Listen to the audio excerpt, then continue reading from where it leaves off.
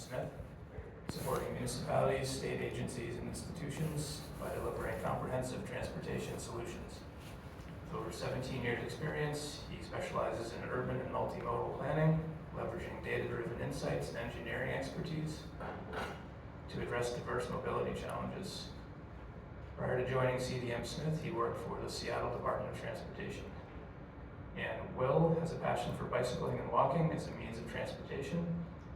From publishing peer-reviewed articles to teaching bicycle safety in Texas and participatory planning in the Republic of Liberia to working at government transportation agencies, Will is keen on making streets safe and comfortable places to visit, in addition to traveling through. Will has sought to design safer roads for all, especially biking, walking, micromobility, and public transit. All right, morning, how y'all doing?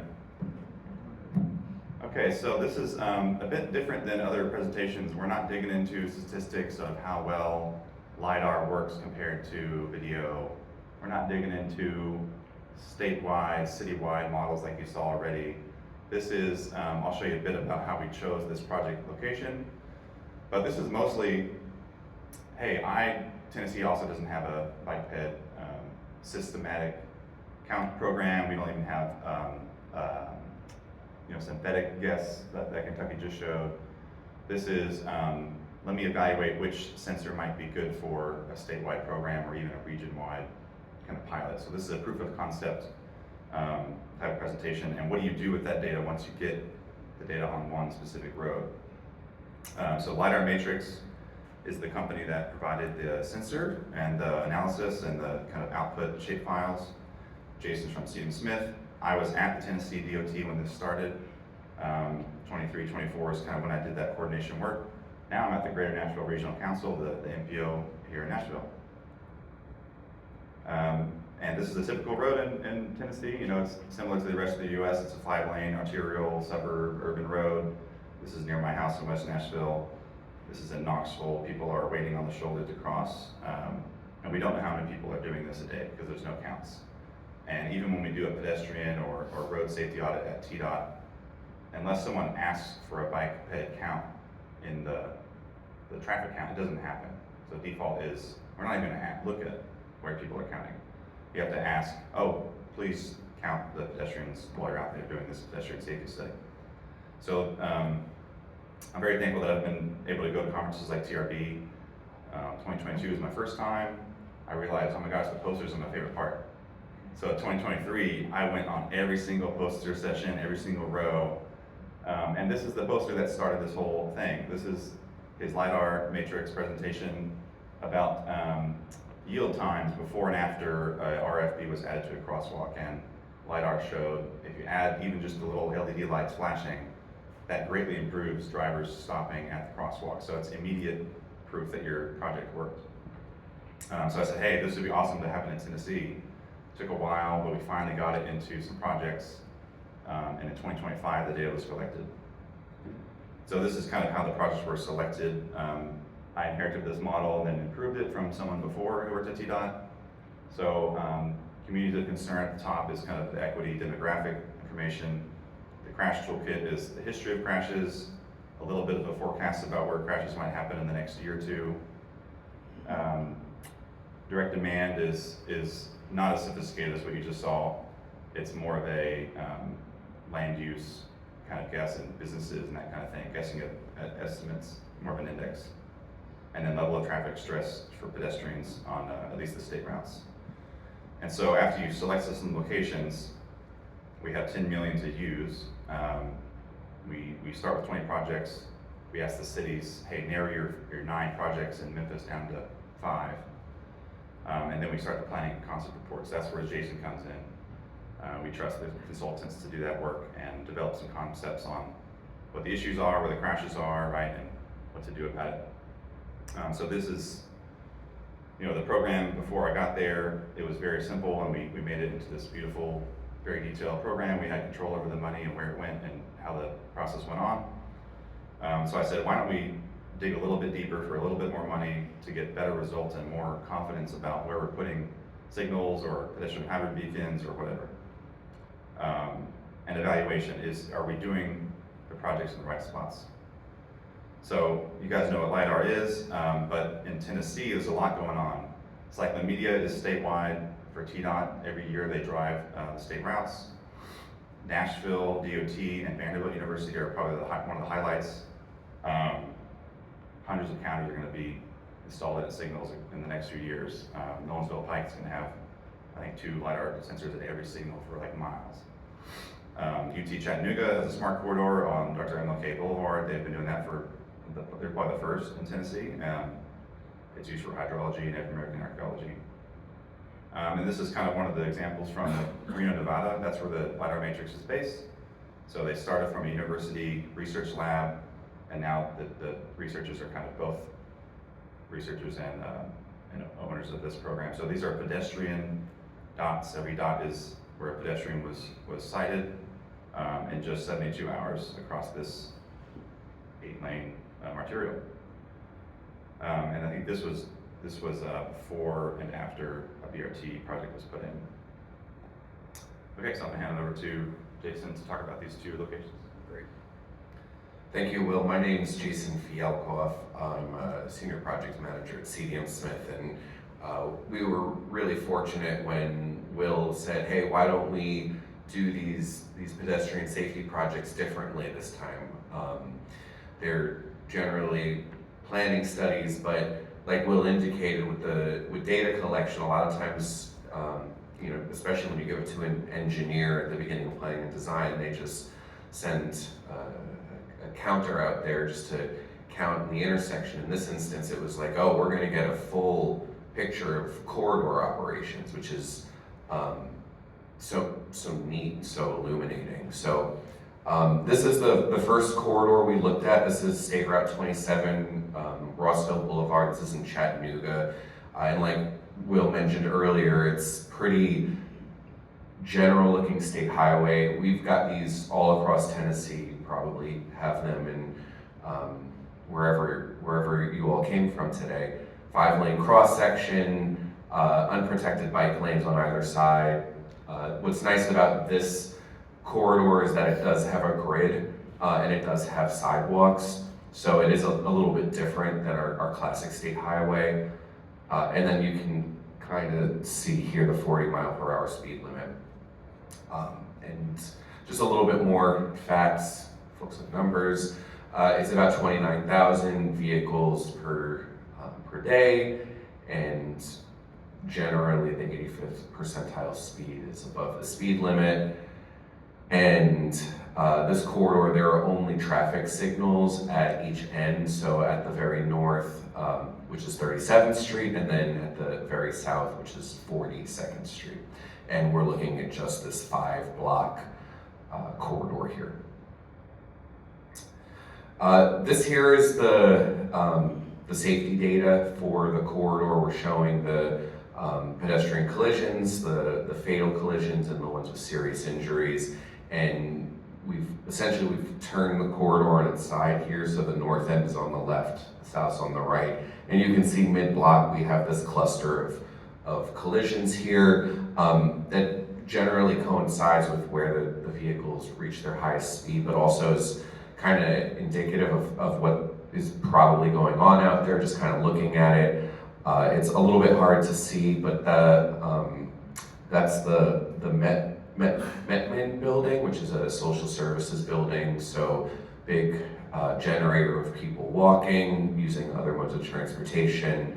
And across the street is just a C-store, so in a supermarket desert. So the one kind of walkable location for food and drink, and coincides with the injury history out there.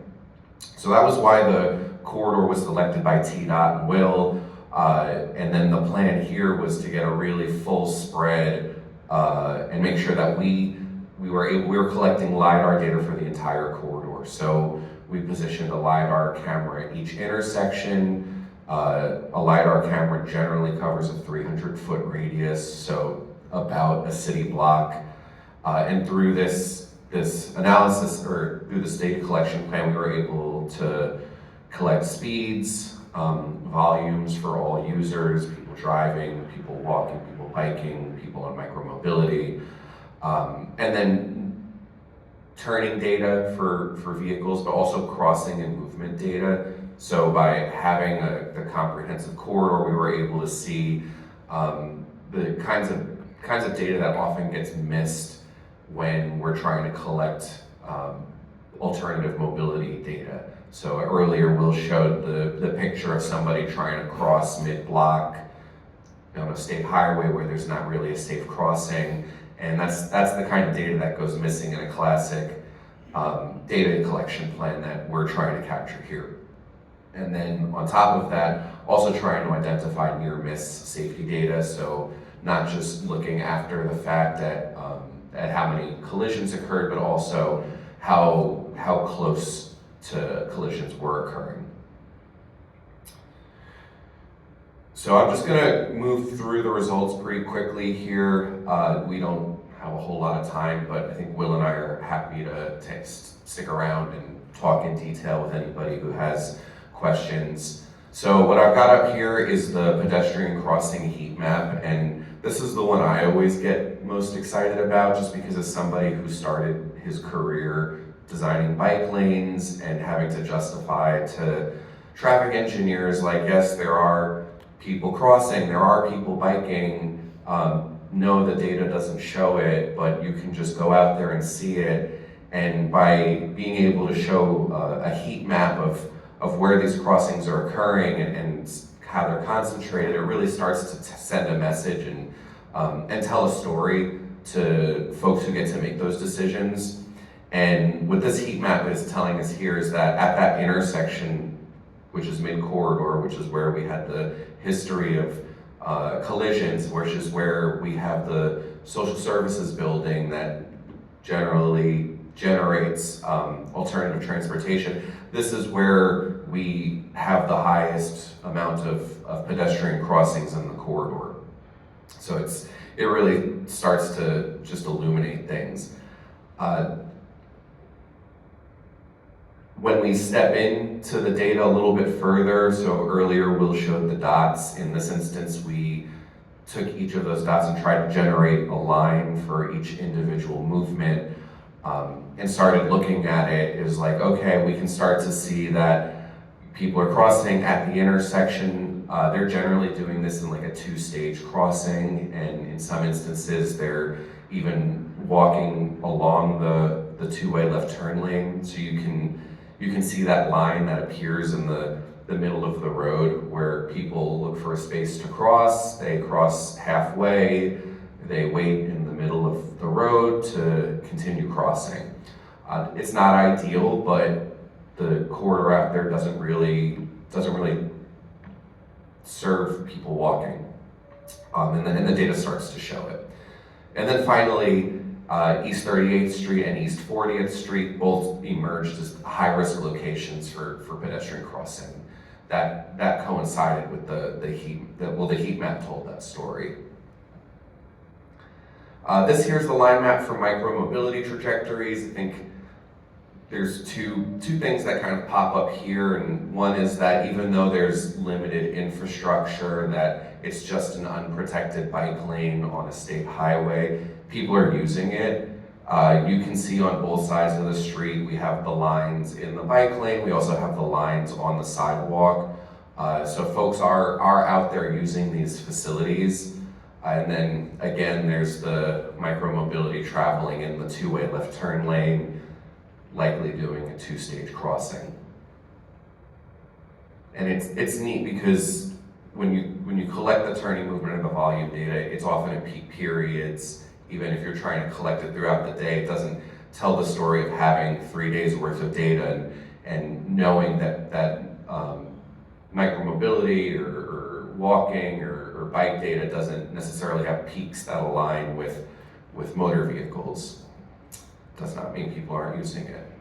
As we started to dig into the data a little bit more, we started to notice some other odd vehicle patterns out there, and this is an example at just one intersection of what happens without good access control on the state highway.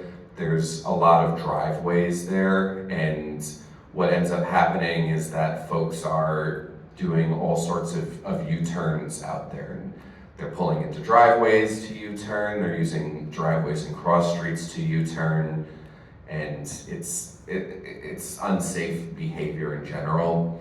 I think in general, we're aware of what it means to have good access control on a state highway, and this kind of tells the story of what is happening, what could be improved out there.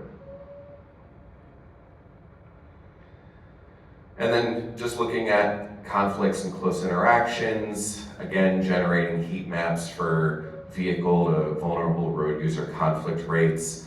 How this worked is that we would look at the different movements. The movements would be classified as either somebody walking, somebody driving, somebody on a bike, and then trying to measure how close those movements were in the street, and being able to identify when we were having near miss incidents. And again, you can see the same intersections popping up here, 40th Street, and then further north, 38th Street.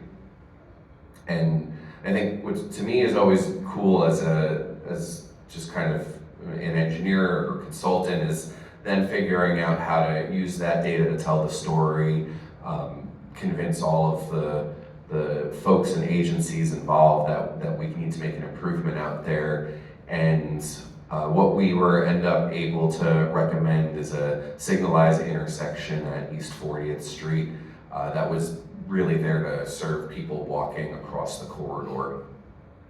There are some other improvements as well, access control recommendations at some of the locations where we noticed the highest amount of U-turns. We put in some other additional recommendations early on that didn't quite make it through, but I think it'll be an improvement, and this is supposed to be going into design at any point soon. And then the second one we did was in Knoxville on Middlebrook Pike. Again, we've got a 4-lane state highway in a generally urban environment. And you can see here it kind of heads out southwest is the corridor we looked at. The ADT is 17,000. Again, 85th percentile speed, a bit higher. This corridor has 4 through lanes, so there's no turn lane here. There's no bike lane.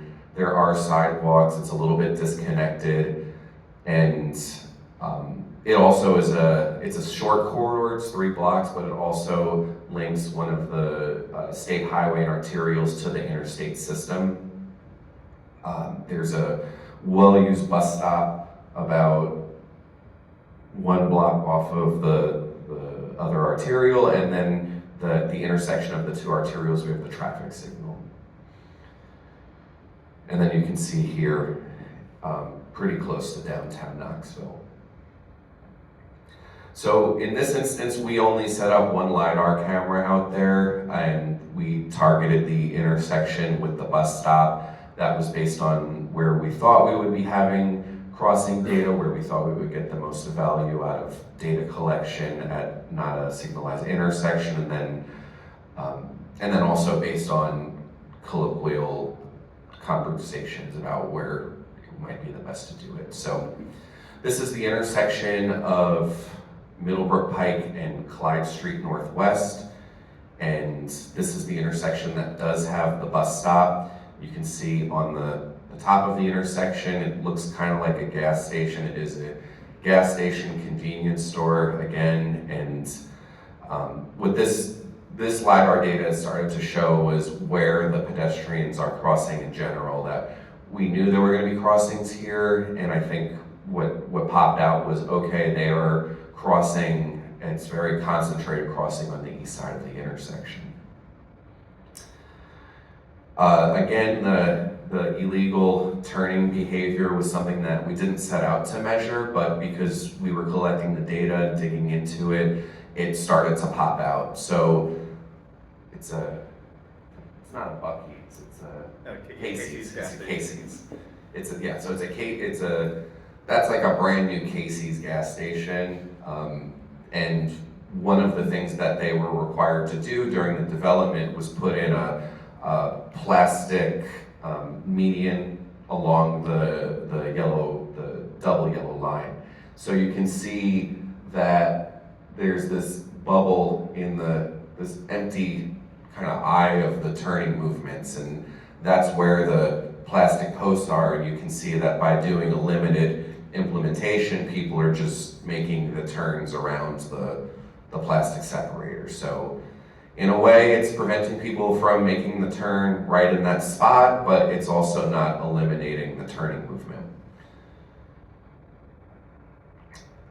This one was really cool because those two images really told the story, and TDOT, who normally can be a little bit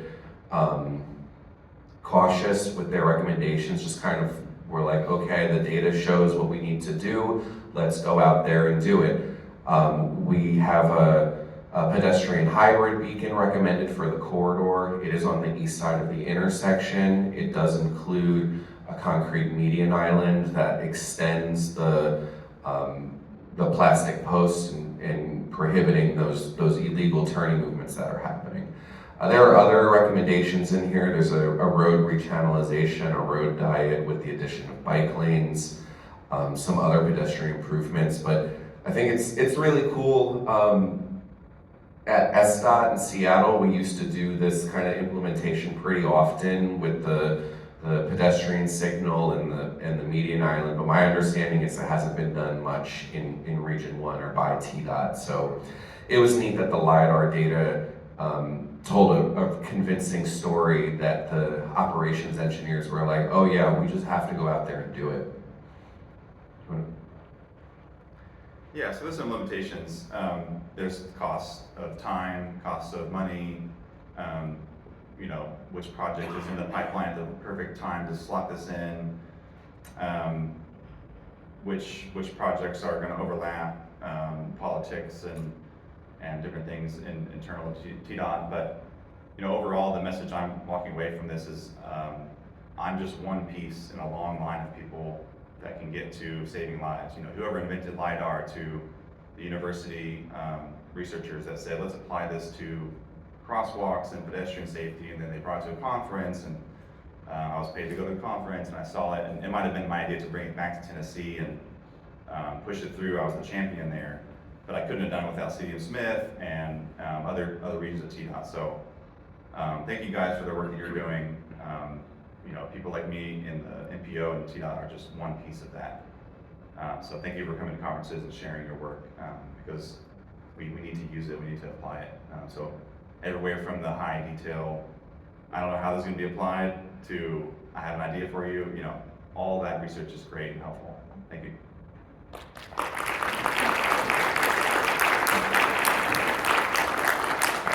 Thanks to all our presenters. Does anyone have any questions for any of the presenters?